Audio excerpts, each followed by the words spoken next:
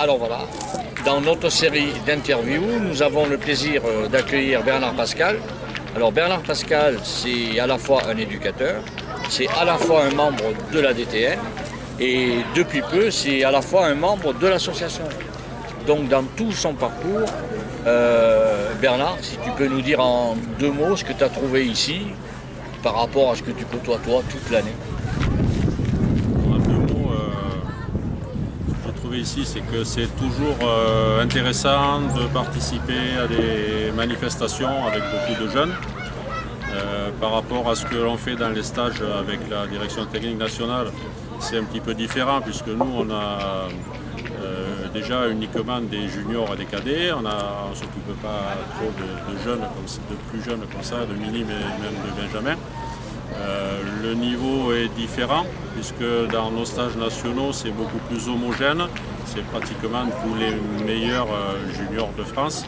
Alors qu'ici, on a beaucoup plus, c'est beaucoup plus hétérogène, mais c'est aussi beaucoup plus intéressant au niveau de l'encadrement des jeunes, parce qu'on voit beaucoup plus de choses et on apprend nous aussi pas mal de choses avec eux.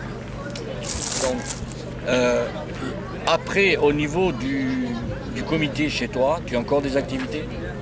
Alors au niveau du comité, j'ai pas d'activité puisque j'ai été élu 4 ans et j'ai fait un mandat mais il y a déjà un certain temps, il y a une quinzaine d'années que c'est terminé. Par contre, je suis depuis cette année membre de la nouvelle équipe technique régionale et pour l'instant qui est en train de se mettre en place et qui n'a pas encore trop travaillé. D'accord. Donc ici, on a quelques jeunes qui sont aux portes de l'équipe de France, voire qui ont déjà un pied en équipe de France.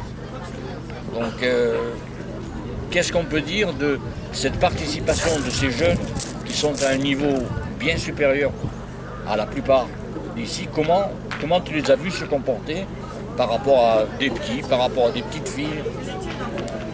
Disons qu'au niveau de leur comportement, ils se sont comportés de la meilleure façon possible, à mon avis, sur ce que j'ai vu.